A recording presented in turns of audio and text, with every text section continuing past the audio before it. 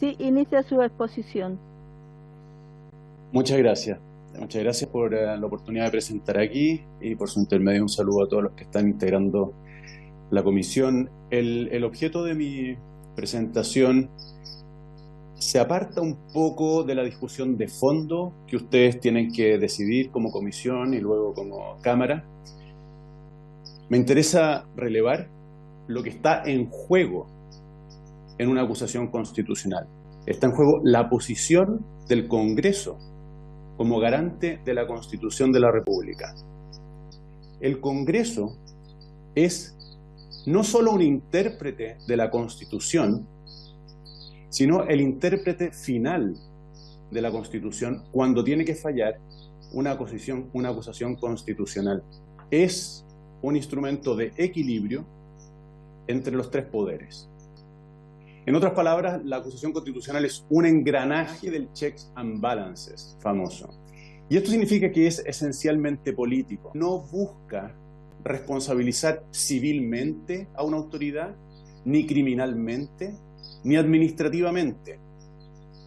Desde el punto de vista civil puede ser inocente, desde el punto de vista criminal puede ser inocente, desde el punto de vista administrativo puede ser inocente y sin embargo acogerse la acusación constitucional porque el Congreso estimó que se verificaba una responsabilidad política.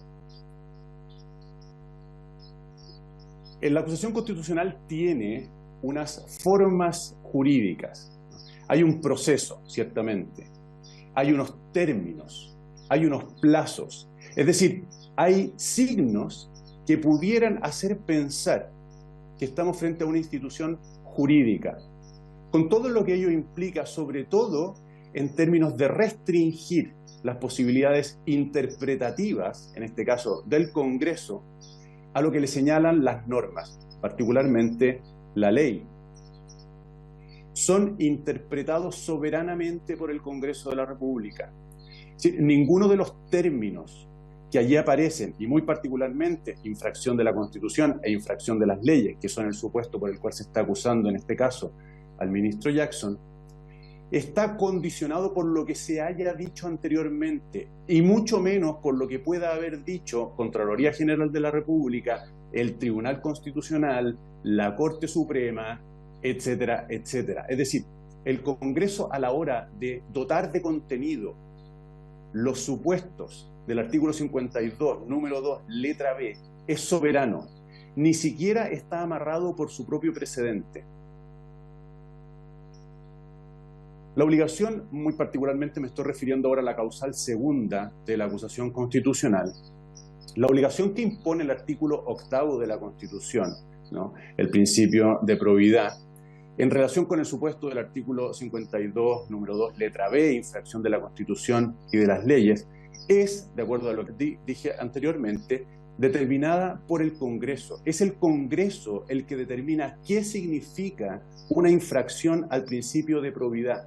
En este caso, ni siquiera la ley 18.575 determina el juicio del Congreso.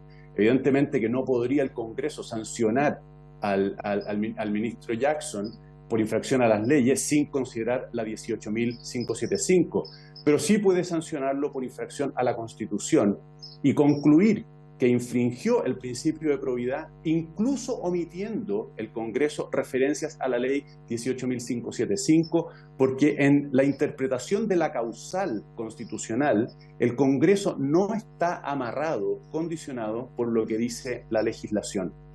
Todos los antecedentes que puedan recabar para finalmente decidir, pienso en la jurisprudencia, en los precedentes de la propia acusación constitucional, en lo que pueda señalar la doctrina o el derecho comparado, todos esos antecedentes servirán para ustedes como auxiliares de la decisión, nunca como condicionantes de la decisión. Eso es, señora presidenta, le agradezco el tiempo. Gracias, señor Silva. Las preguntas de los diputados. Muchas gracias, señora presidenta. Voy a hacerme cargo de las preguntas sin aludir a quienes las hicieron, porque creo que varias se pueden responder de una sola vez. si acaso el Congreso estaba por encima de la ley. Y mi respuesta, obviamente que en una discusión académica esto tendría más matices, pero mi respuesta es sí. En definitiva, el Congreso ocupa la cúspide de la interpretación de la Constitución en este proceso concreto que se llama acusación constitucional.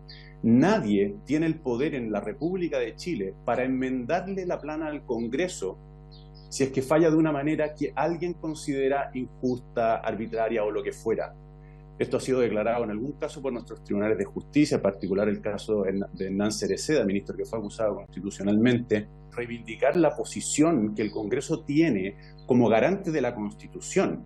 Es decir, la decisión que ustedes tomen interpretando esa frase del artículo 52, número 2, letra B, infracción a la Constitución y las leyes, no puede ser modificada por nadie. Yo no puedo ir a la Corte Suprema para pedirle que corrija la decisión que ustedes tomaron interpretando esa frase, incluso prescindiendo de la ley. Es decir, si hoy día la Corte Suprema, ¿no es cierto?, en virtud del principio de supremacía constitucional, se declara, y esto por supuesto que tremendamente apoyado por la doctrina nacional e internacional, se declara por sobre la ley, es decir, puede hacer, en la práctica lo hace, un control tácito de la ley vigente a través del recurso de protección, por ejemplo, ¿por qué no iba a hacerlo el Congreso? Es decir, el Congreso también, resguardando la Constitución, puede ignorar la ley.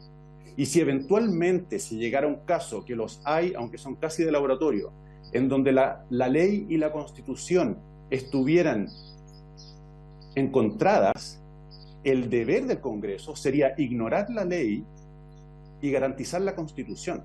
Por lo tanto, sí, el Congreso, al fallar una acusación constitucional, está por sobre la ley. Obviamente que si quiere utilizarla, por ejemplo, para llenar de contenido el supuesto infracción a las leyes, no puede estar por sobre la ley, tiene que considerar la ley y decir por qué se infringió.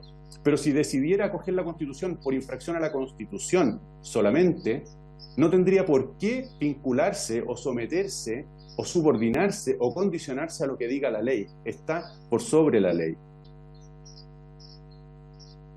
Si acaso esto no era un proceso judicial, y yo quiero ratificar eso, ¿no? No es un proceso judicial, aunque obviamente se observan formas, ¿no? Se observan formas, pero también los procedimientos sumarios observan formas y no son procedimientos judiciales, y de repente los procedimientos disciplinarios o sancionatorios al interior de distintas organizaciones observan formas y no son judiciales, como de hecho ocurre también en los procesos disciplinarios al interior del Congreso, ¿no?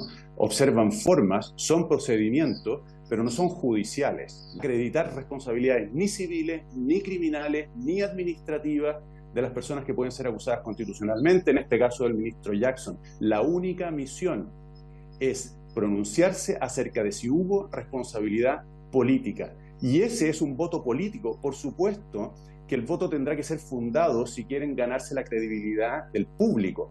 Ahora, si no lo quieren fundar, nadie se los va a poder exigir, porque los señores senadores y las senadoras fallan en conciencia, de acuerdo a lo que a ellos les parece. Si después quieren justificar, lo justifican. Si no quieren justificarlo, no lo justifican. Es un poco lo que dijo el señor Valdivia respecto de la confianza exclusiva, ¿no?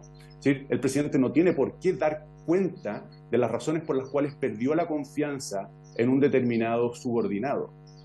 Algo parecido, es análogo, pero algo parecido ocurre con el Congreso, ¿no? Si cree que hay una responsabilidad política, yo le aconsejo que justifique ese juicio, pero no está obligado a hacerlo. No, yo no creo que deba desatender los precedentes, sino que puede desatenderlos si es que estima que es necesario en un caso concreto. El señor Alejandro Silva, me voy a referir justamente a supuestas presiones ilegales que habría sufrido la ex Seremi de Desarrollo Social de la región metropolitana, y en este caso específico, ¿no es cierto?, que aparece en el capítulo segundo de esta acusación constitucional. Los diputados acusadores de alguna forma establecen ahí esta problemática que se generó hacia la señora Patricia Hidalgo. Ahora bien, muchas veces la defensa ha sostenido que el ministro Jackson no sabía de estas presiones, ¿verdad? Presionaron a esta funcionaria para que vote de tal o tal manera en estos estudios de impacto ambiental que se generan, ¿no es cierto?, en la región metropolitana. Esa es la consulta que quería hacer. En cuanto a la pregunta del señor Riquelme, me gustaría simplemente matizar lo que tiene que ver con las presiones, ¿no? Hay en la configuración de una presión, supuesto que está explícitamente contemplado en el artículo 62 de la ley 18.575 como infracción al principio de probidad, tiene un elemento subjetivo innegable. Es decir, el carácter de instrucción que podría tener la orden que le dieron puede ser percibida por el modo, por la oportunidad, por quien se la dijo, como una presión. Y ese antecedente subjetivo, esa percepción subjetiva que se tenga de la orden, no puede ser pasada por alto a la hora de configurar lo que significa presión. Y paso concretamente a lo que me preguntaba el señor Riquelme. ¿Se puede responder políticamente por terceros? Y mi respuesta es sí. Civilmente hay muchas condicionantes que impiden que uno responda por los actos de un tercero. Administrativamente también, criminalmente también, políticamente no. La práctica nos enseña que se puede responsabilizar políticamente a un superior por los hechos de un inferior, incluso cuando no lo conocía, simplemente porque el error se cometió en un ámbito que era propio de su competencia. Por lo tanto, en una palabra a su pregunta, si una autoridad puede ser responsabilizada políticamente por actos de un tercero, sabiéndolo o ignorándolo, mi respuesta es sí. Gracias, señor Silva. Y estando ya contestadas todas las preguntas, a modo de ir avanzando, nos despedimos de usted. Muchas gracias, señora presidenta, y me despido entonces. Gracias. Muchas gracias. Hasta luego.